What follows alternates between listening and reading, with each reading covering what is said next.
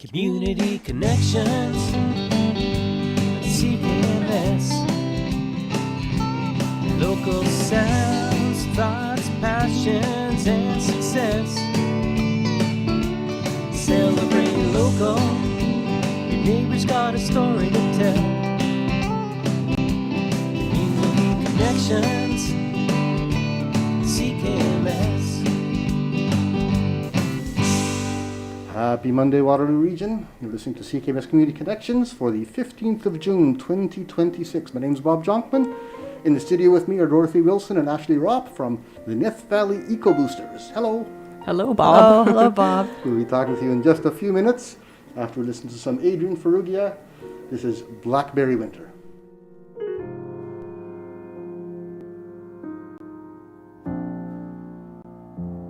Blackberry winter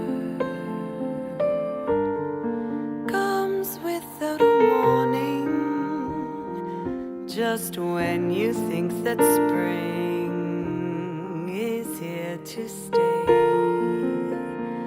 Then you wake up on a cold, rainy morning and wonder what on earth became of May.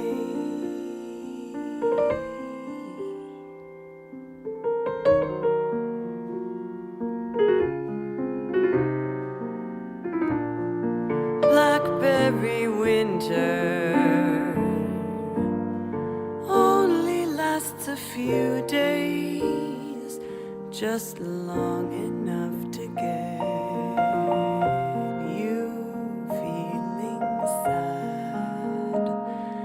when you think of all the love that you've wasted on someone who you never really had.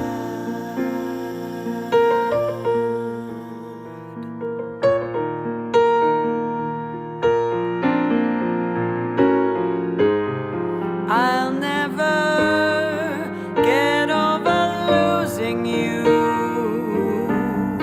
but I have to learn that life goes on,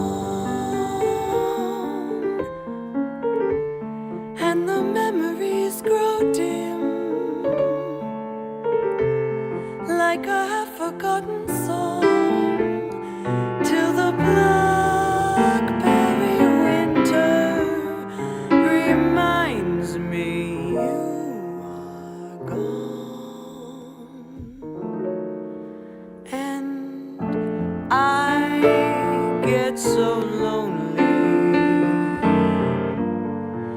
most of all in springtime. I wish I could enjoy the 1st of May, but I know it means that blackberry winter is really not so far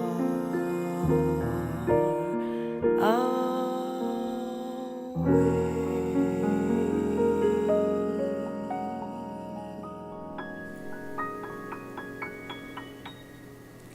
Blackberry Winter by Adrian Ferrugia. Don't know who the vocalist is. I'll ask Adrian when he comes into the studio in a couple of weeks. In the studio with me are Dorothy Wilson and Ashley Ropp. Welcome to CKMS Community Connections. Hello, thank you for having us. Very welcome. You're with the Nith Valley Ecoboosters. Yes. Where is Nith Valley? Well, the Nith River actually is a tributary of the Grand River, and it runs through the western part of Waterloo Region. And since our group is based in Wilmot and Wellesley townships, we decided to adopt that name because we're close to the Nith River. Right. Is there actually a Nith Valley? Not that I know of. Not by name? No, just the river, Nith River. Okay. Yeah. Is it a substantial river or more like a little creek? Well, it can get quite substantial during the spring often with the snow melt.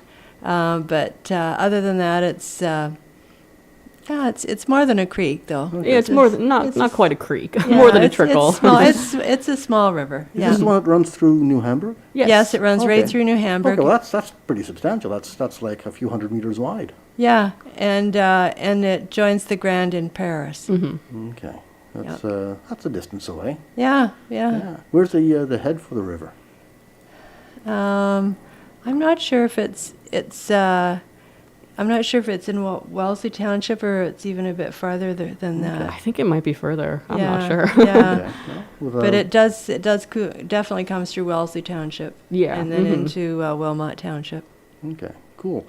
And what is it about the Nith River and the Nith Valley that requires eco-boosting? I think you can probably take that, Dorothy. You're the one that you've been here since the beginning. Well, I think it's really any community can take some help and support with achieving a good environmental status, and that's really how our group got started. We were interested in promoting the environment. It actually started as a green team at the Zion United Church. And then after a couple of years, that was in 2013, and then after a couple of years, we decided to host a community event and see what kind of interest we had. And we had interest from the community, so we decided to take the group out of the church and make it a community group, but still strongly affiliated with the church. Right. So.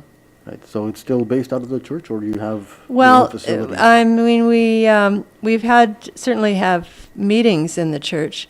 Not so many since the pandemic. Yeah, Used to have- it's not necessarily based out of it. It's like it's a separate group, Okay. like separate from the church. We just have like close connections with Zion Church. Yeah, That's right, and the church has been very supportive of us meeting there and that sort of thing. A friend of the Ecoboosters. Yeah, exactly. Yeah, that's Mhm. right. Right.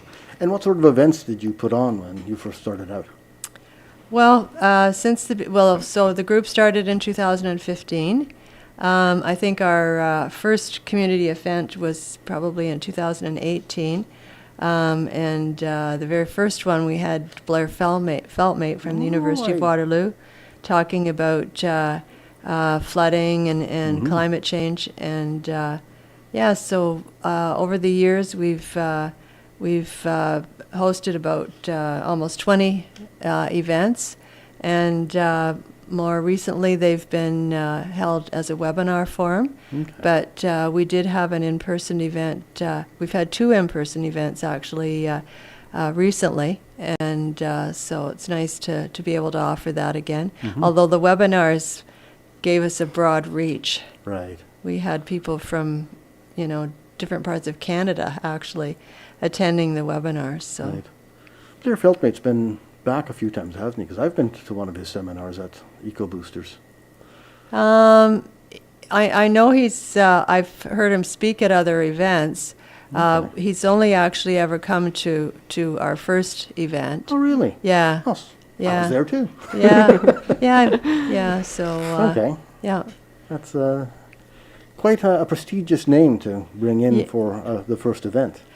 It was very timely because there had been some significant flooding in New Hamburg prior to his coming, so it attracted a lot of interest from the community. Right. So.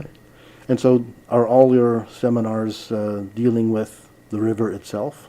No, Flooding, for no, example? they're not. But they have some kind of environmental focus. Okay. So just to give you an example, we've had events about food waste. We've had events about plastic issues. Our most recent event was an information session on heat pumps, and just before that, there were That's two fairly recent. The one before that, at the end of April, was focusing on the current water issues in Waterloo Region. So, we try to come up with something that's has a relevant concern for the people in our community. Right. When you say water concerns, you're talking about the lack of water In your area, the Mannheim pumping station, the Mannheim, is it a moraine? It's an aquifer. Well, certainly a lot of the water from Waterloo region is sourced from the Waterloo moraine, and not just from wells in Wilmot, but in other parts of the region as well. But the recent concern that's sort of closely related to Wilmot is the fact that more water has been taken from the municipal wells that are located in Wilmot than was originally agreed to. There was an agreement back in 1980, and it's been it has recently come to light that more water has been taken than what was allowed in that agreement. And there have been about 30 private well owners in the vicinity of those wells that are having issues with their own private wells. And so that's definitely a concern. Is it just water supply, or is it water quality as well? Both.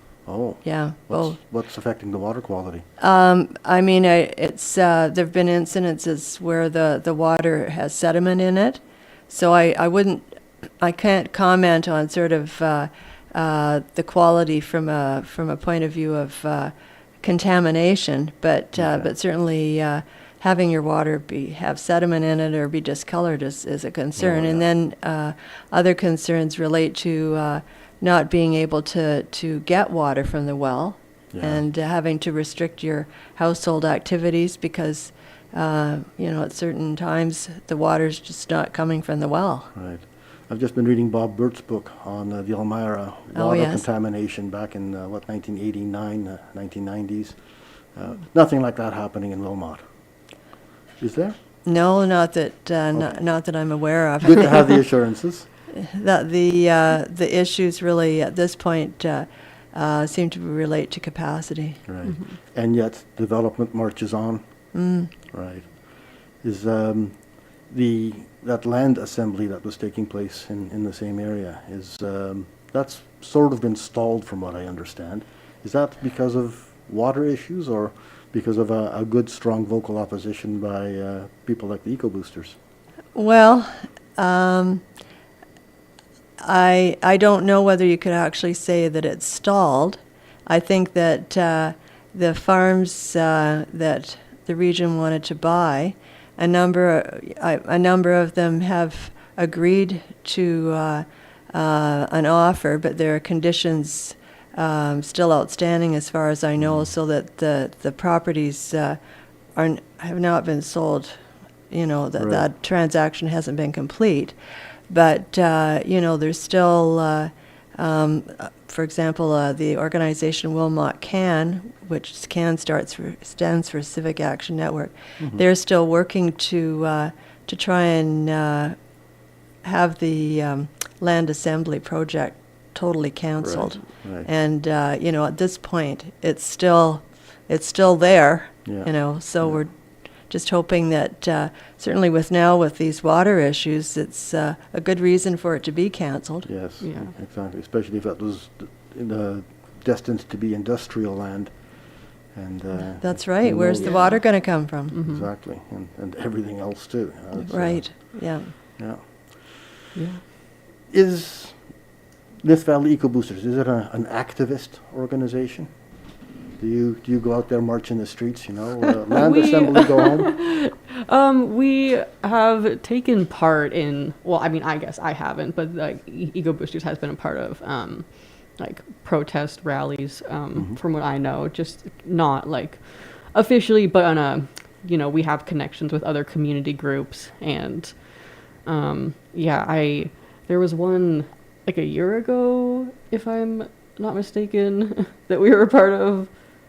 Well, I think members of our group have been involved in different protests, but there was an instance back in, I think it was early 2023 maybe. It was after Bill 23 was introduced by the provincial government anyway, and our group tried to get a meeting with our MPP, Mike Harris, just to discuss that bill, and we were not able to get a response to our request for a meeting. so we did protest at his office in Elmira, and got some media attention, and soon after we were able to, we heard from his office that we could have a meeting. Yeah, that must be what I was Oh. thinking of. Yeah, so we're not, I guess, an activist organization in like the stereotypical way that you would think of like going out and marching, but I think activism, it's a broad word. I think it probably has a lot of different meanings to different people, and we are a group that takes action. Mm-hmm. So in a way you could say, yeah, we are. Mhm. Education is activism. Yeah, I would say so. Yeah. I would say it absolutely is. Hmm. And also, we've participated in various campaigns, particularly from Ontario Nature, because our group is actually a member of Ontario Nature's Nature Network. And so we get information about various campaigns that they're running that have an environmental theme to them. And so we sign on to their letters and you know, inform people about their campaigns. So certainly we do that kind of advocacy work. And we've also done advocacy work with our local council with Right. regards to different issues. Okay. So, sounds like Nith Valley Ecoboosters is a large organization with lots of staff to be able to get all this stuff done. Oh, that would be nice.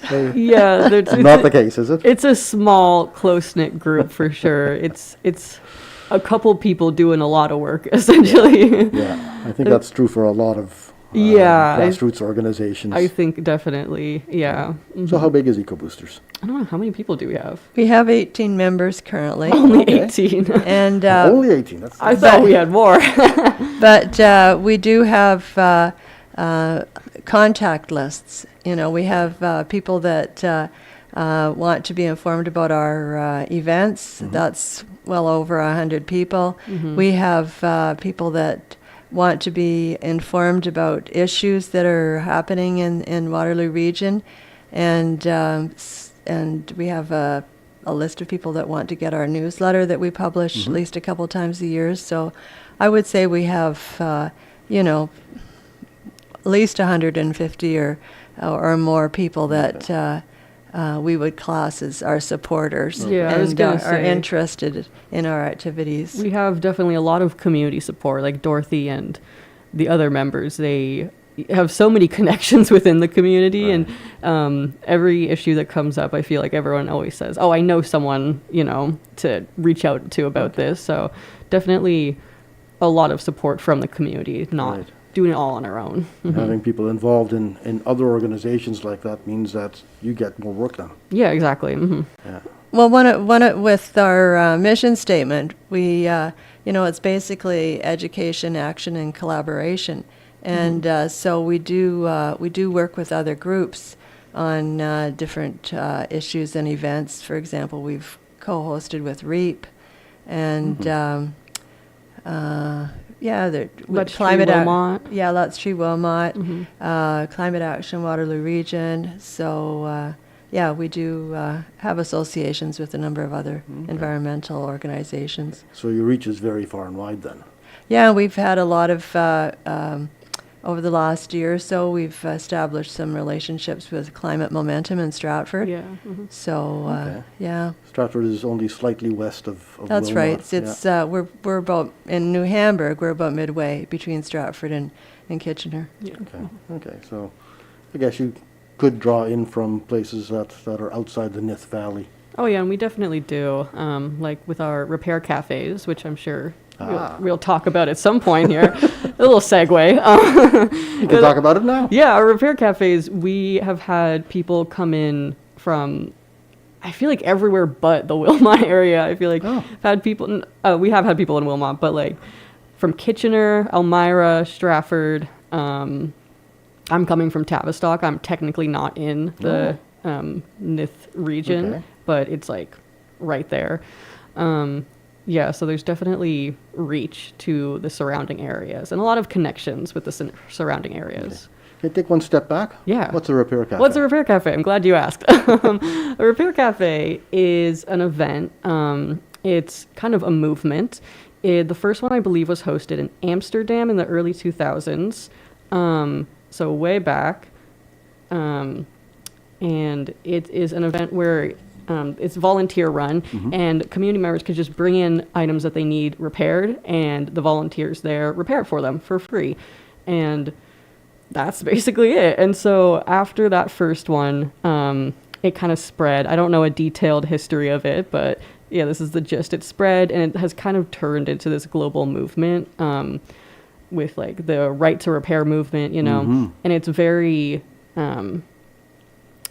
I don't know what the end of that sentence was going to be. I was going to say, you can find one in, I feel like almost every major city. Like I'm pretty sure KW has one, Toronto, Ottawa. There's repaircafe.org is like kind of a website that's like a hub of it. And so you can find ones near you and in like most major cities. Right. You said something about Elmira too. Yeah, Elmira. Yeah, so we were talking about this before. Yeah, so we had people coming in from Elmira, and we've had people come in being interested in starting their own. And so there are a few ladies from Elmira who were asking about how we started it and just how they can start their own. So hopefully they'll be getting that off the ground soon. Okay. So it's been cool to see not just like the positive response to our repair cafe, but also the way it's encouraging other people to do it. Because in Stratford as well, there was also people from Stratford coming in and asking how they can start it, and they're looking to start one in Stratford. So we kind of see it spreading to the different small towns because people like the idea. Right. And I can see that in a rural community where you know, farmers are out repairing their tractors and doing a lot of maintenance work already. Yeah. There'd be a huge skill set that you can draw on to perform the repairs. Yeah. And then for others, you know, there's a huge pool of things that need to be repaired. Exactly. Everyone has stuff they need repaired. And yeah, there's a lot of retired people who want to help out and want to keep practicing those skills. Yeah. Yeah. Exactly.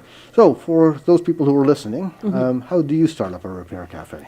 I think it depends on where you're starting from, but it can just be as simple as finding a venue, getting some people who have the skills to repair things, whatever that. There is like such a wide array of like items that you can repair and items that people need repaired. So at ours we have like clothing, you know, all sorts of textiles. I do a bit of clothing and knitting and crochet stuff.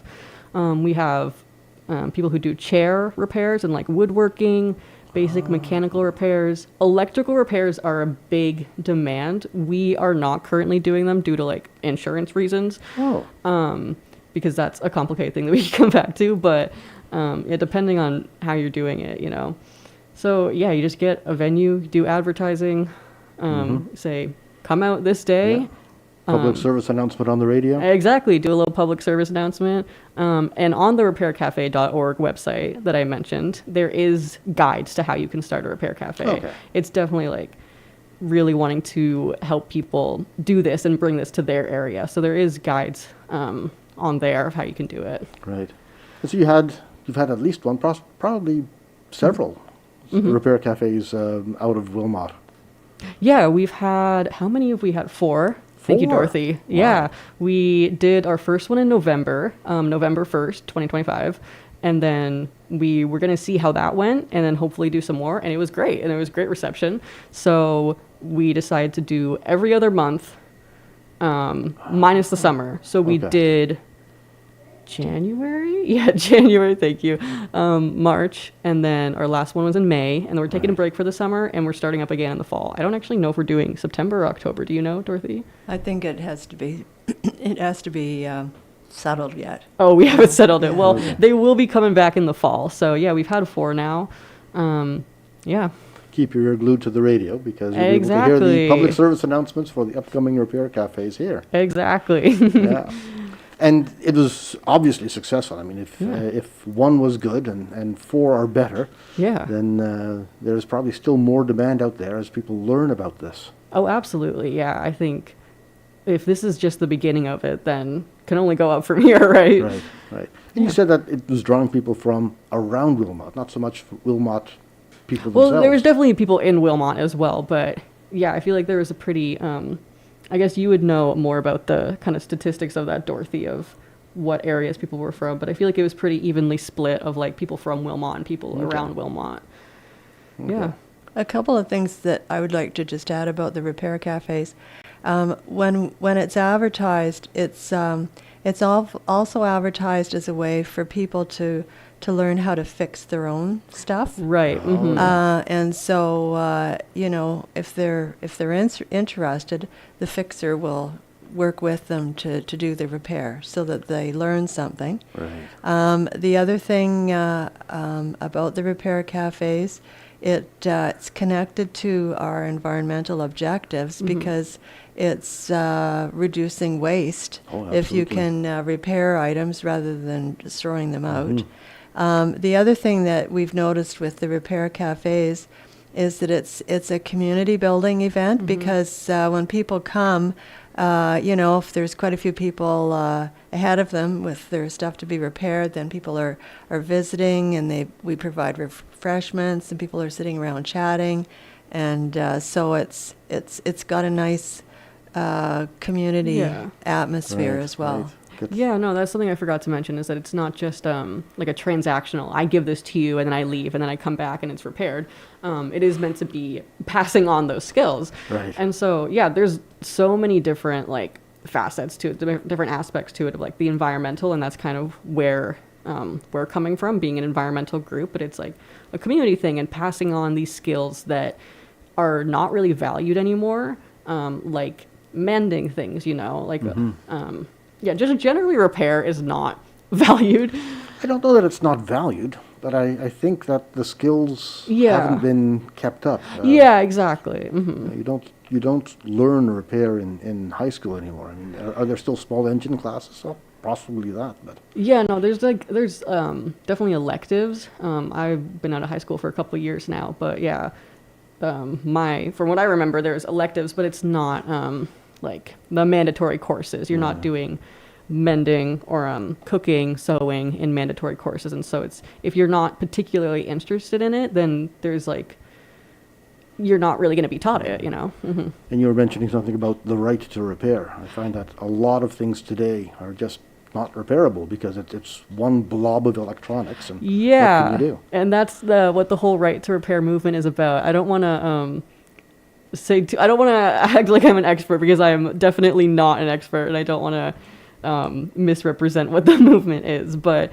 yeah, it's about our like legal and like, I guess, moral right to be able to repair things, because there is this issue of planned obsolescence, where things are not repairable because they are not built to be repairable. They are built to break very quickly so that you go and buy more things. So because that's beneficial for the company that's making them. The entire economy is based on consumption. Exactly. And in order to keep consuming things, you need new things. And so if you're repairing those things, you're going to need less new things. So beneficial for people who are making money, not beneficial for communities or just, really anyone, not beneficial for the planet. Yeah. And so it's a lot bigger than just one event where we're repairing some things. It's this bigger movement of fighting against this culture of overconsumption and the way it's kind of forced upon us. Right. So that seems like a really good fit with an Ecobooster type of organization. Yeah, I think so. that meshes well. Yeah. I think I'd like to play a song. Nothing to do with eco-boosting or repair cafes. This is Courtney Wolf from Guelph. This is her new song called Shine.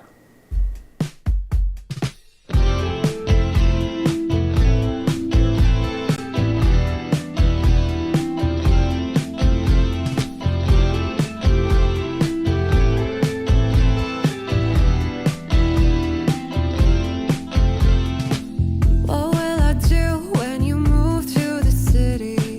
When every night looks like Hollywood's raining on you. I've got dreams. I moved to the city.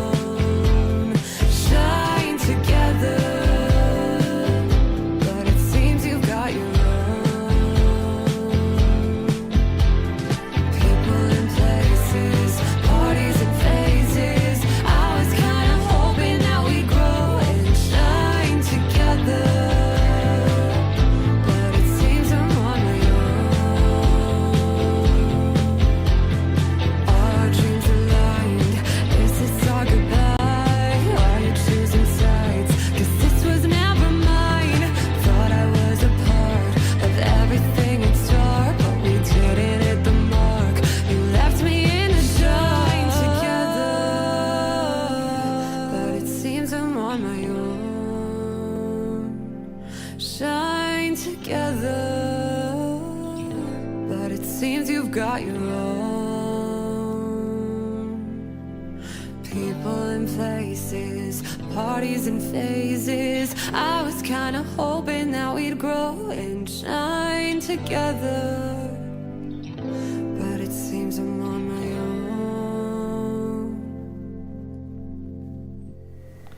Courtney Wolf, a new song called Shine. In the studio with me are Dorothy Wilson and Ashley Ropp from the Nith Valley Ecoboosters. We've been talking about educational events and repair cafes. Yep. And Dorothy, you said you've got some other stuff that you wanted to mention. Well, I did mention earlier that the Nith Valley Ecoboosters is a member of Ontario Nature's Nature Network. And Ontario Nature is actually hosting a tour in the fall, in September.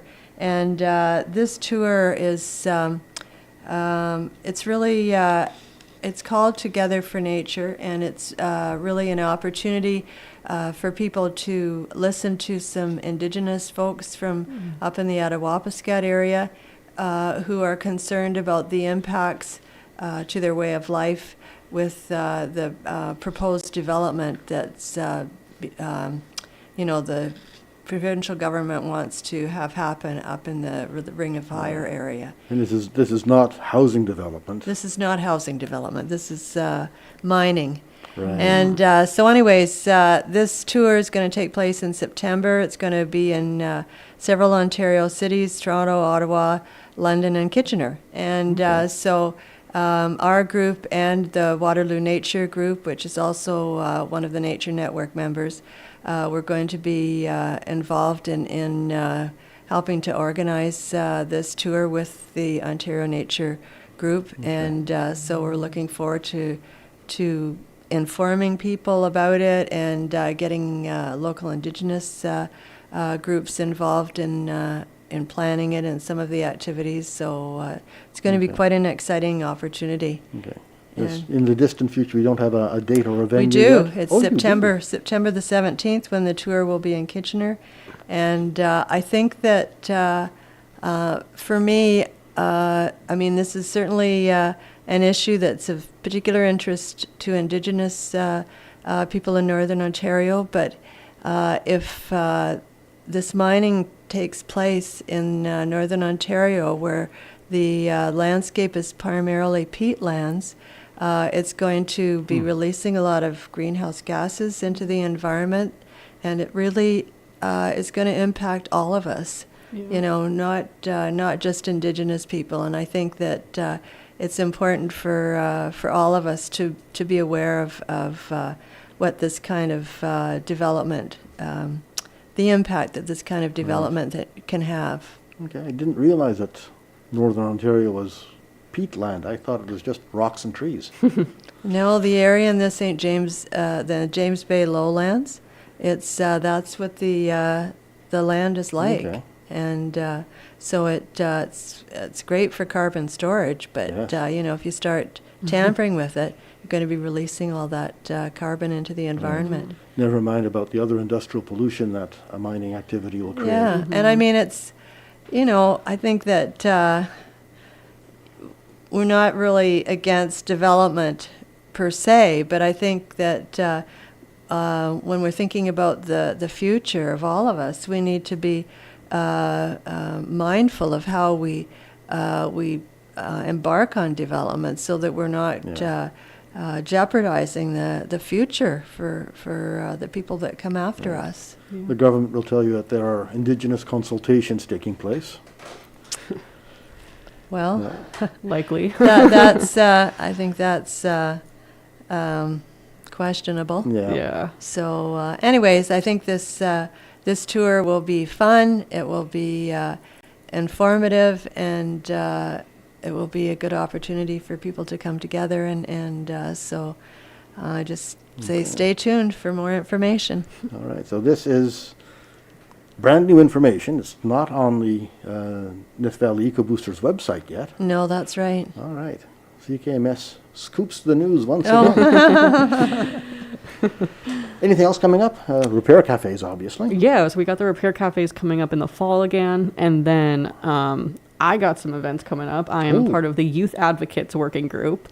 This is a subgroup of So we Ecoboosters? got a couple working groups, which are just the subgroups, the like the repair cafe working group. And Okay. yeah, so I'm technically the chair, but it's like there's 3 of us, so that doesn't mean too much. Triumvirate, that's fine. Yeah. And we got some trivia nights coming up, a little bit less exciting than the tour, but some trivia nights for youth. It's going to Okay. be at the Wilmot Rec Center. We actually just got the dates, finalizing booking just this week, so information will officially be coming out soon. So you're Okay. getting the early scoop once again.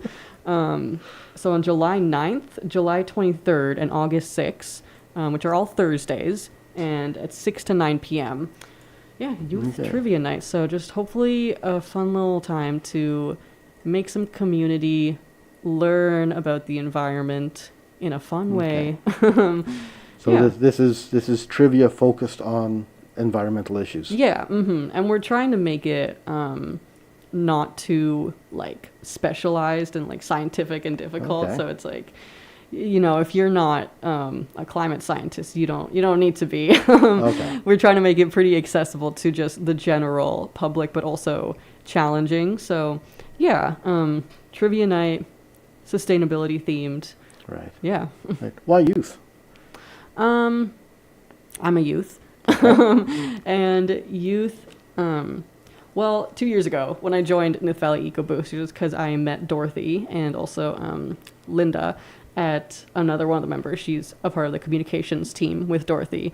Met them at an event. I was with my friend who was a part of the Youth Advocate years back. And they were saying to her, "Oh, I wish you were still in the area," because she moved to Ottawa for school, saying, "I wish you were still in the area so we could have youth advocates." And I went, "I'm a youth in the area. Why don't I join?" And so I joined to try and get youth advocates started again, because it had kind of stalled as the people who were a part of it before graduated high school.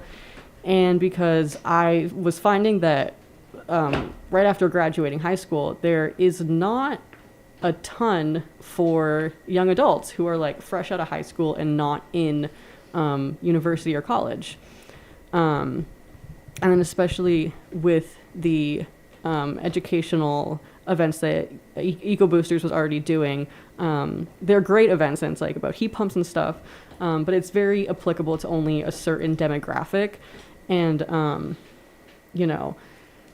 I want to learn about sustainability and be a part of this community, but I don't own a house, so I can't really install heat pumps, so that's not applicable to me. Right. And so the goal was to try and, do what Ecoboosters is doing, do some education, some community events, advocacy, all that, but more directed at young adults. Yeah.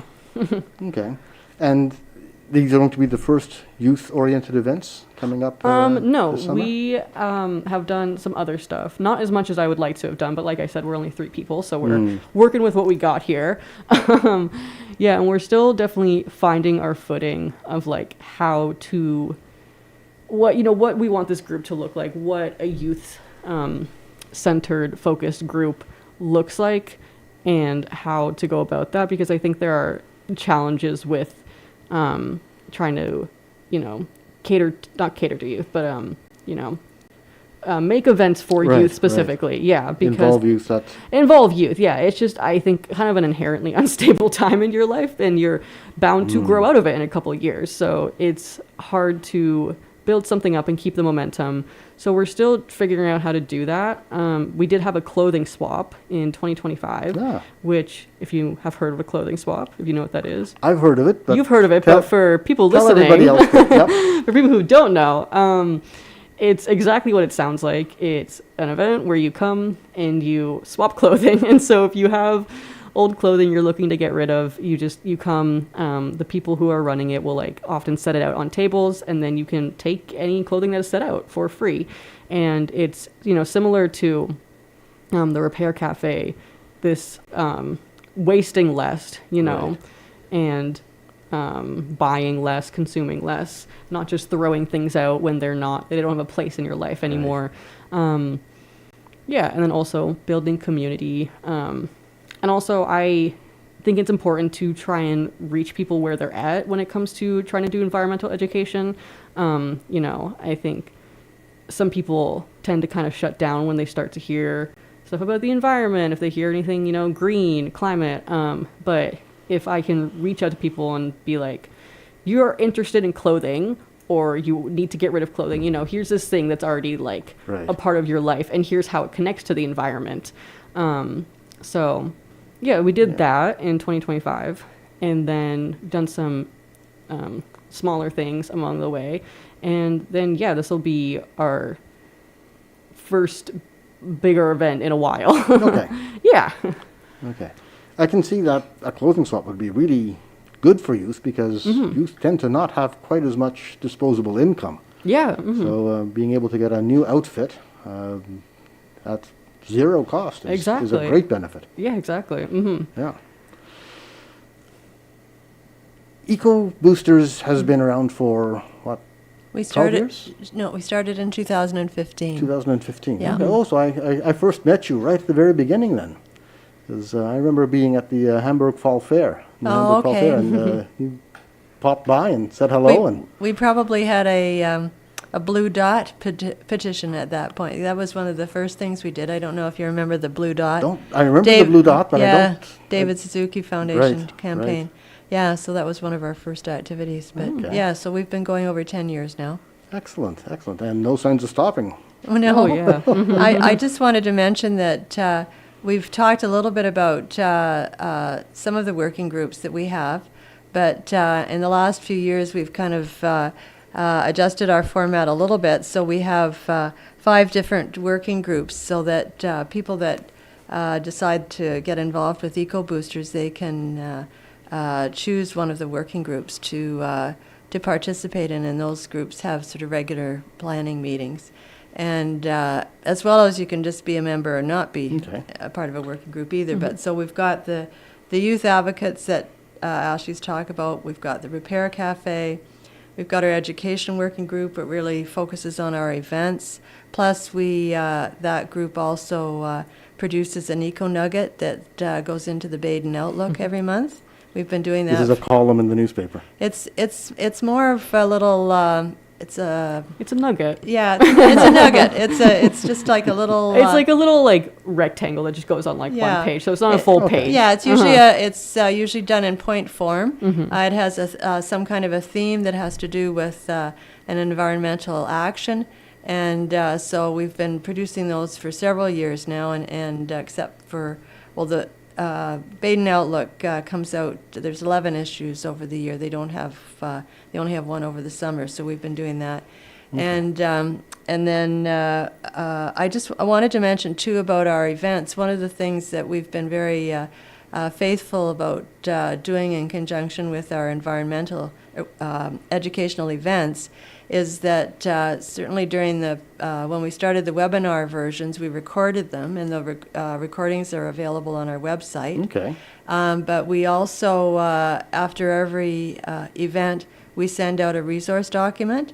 So that's information to provide to people that have registered, just extra resources or information that build on what they would have learned in the event. And plus contact information for the speaker in many cases, and a link to the recording. That's very. We also put in a feedback survey as well. So then the other working groups then are the 50 by 30 working group, which is really focused on working with the townships. To honor their commitment to reducing greenhouse gases by 50% by 2030 and 80% by 2050. And in that vein, members of that group have delegated to the councils. The most recent delegation was in support of the councils hiring a sustainability manager, which was a successful campaign. And then the last working group is our communications working group, which the one that I'm involved with, along with Linda that Ashley mentioned. And we look after the emails, storing our data, and updating our mailing lists, and promoting events. And so that's basically what the role is there. Great. You mentioned the website, Yes. Yes. which is nvecoboosters.com, Yes, that's right. which has a large menu along the top there. Yeah, it's got a lot of stuff. A lot of stuff. Home, climate, corner, working groups, upcoming events, which is empty at the moment. Past events, videos, documents, Eco Nuggets, there we go. There you go. Newsletter, water game, Ecosia. Let me click on that and see what happens. Oh, Ecosia, is that? Ecosia, Yeah, is that what it is? It's a search engine. Oh, and it plants trees, it says. How does that work? I think when you're using Ecosia as a search engine, I guess the advertisers, I guess, are contributing to the Ecosia organization to procure trees that are planted in areas where they And are needed. that's not run by Ecoboosters. No. That No, no, system. no. The chair of our organization found out about that search engine, and so a number of us have Right. are using that on a regular basis now. There's a contact us page. Yeah, and it mentions our social media. We've got a Facebook and Instagram Right. account. I got the Facebook website. Not quite sure what Facebook is doing there, but that's not what I want to see. And then the Instagram website, which doesn't have a lot of stuff on it. Repair Cafe poster, clothing swap poster, and the Get Pumped poster. Yeah, there's not a lot on there. We do a lot of the advertising through the email list. Not quite as much social media. Yeah, and that's certainly one of the areas where we really could use some help. And in the latest Eco Nugget, actually, the Baden Outlook usually gives us a little bit of space at the bottom of the Eco Nugget to mention upcoming events or whatever. And for the most recent Baden Outlook, our chair has made mention in there about looking for someone that could assist us with social media. Social media is getting more complicated. It's a all difficult the thing. time. Yeah, as I just found here on the Facebook website, Facebook doesn't seem to want to let me in at the moment. So it's you have to deal with all that sort of stuff. Yeah, if you're, these things social are media tricky. stuff. Absolutely. Yeah, for sure. So you said people can get involved. Yes, absolutely. join? We always want people involved. Yeah. And how can somebody who's listening get involved? I think the best way would be for them to contact our email address, and that's nvecoboosters@gmail.com. Right. And just indicate that they're interested, and we would send some information about our working groups and our mailing lists, and then try and determine if they had a particular interest, and then go from there. Yeah, and I think we're very understanding of like capacity and differences in capacity and how that people have busy lives, and so they can't always commit a ton of time. And if people were interested in youth advocates specifically, would love to hear about that. If I haven't mentioned many times, we're very small and we need more people. Right. So, 18 people involved in the core of Ecoboosters is pretty substantial in my opinion, because a lot of the groups that I'm involved with, 5 or 6 is considered. Ecoboosters as a whole, but youth advocates specifically. There's just the 3 of us, and one of them is leaving in the fall for school, so just 2 of which isn't much of a group. So if there were any youth that want to be involved or just are interested in knowing what's happening, people who have been in similar positions of running youth focused groups who want to have a chat, want to give me some tips.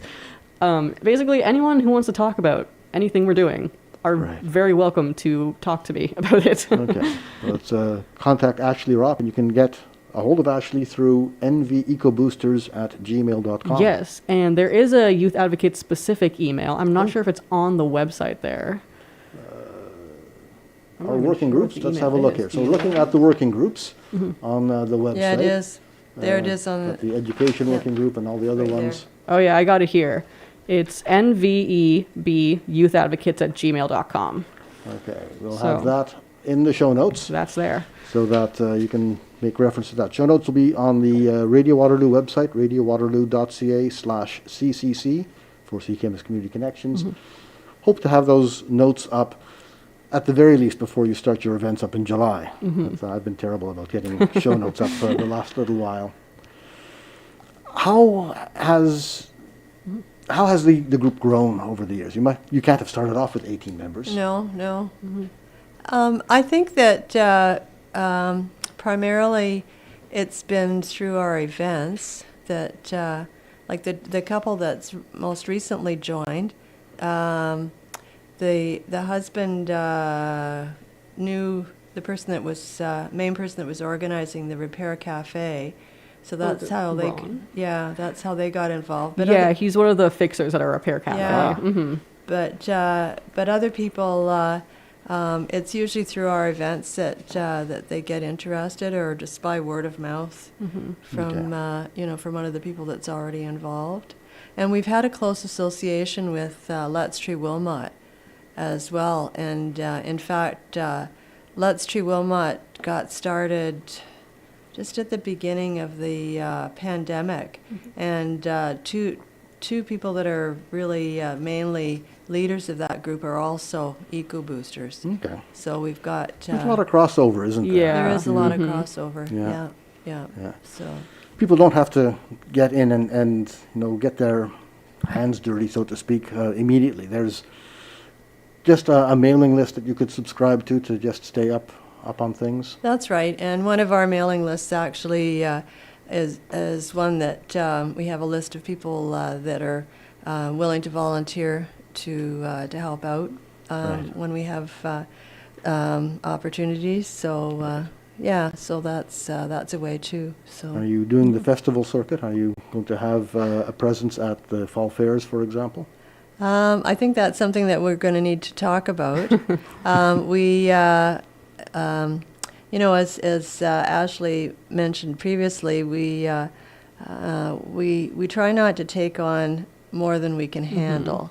So, and our chair is very good about saying, unless we've got somebody that's willing to be the lead person on this activity, we're not really going to be able to do it. So, anyway, so that's sort of the way we operate. So we'll be discussing the fall fair and see if there's people that would be available to man a booth or whatever at that event. Right, So we'll see. And those are regular meetings that the core group of the Ecoboosters holds.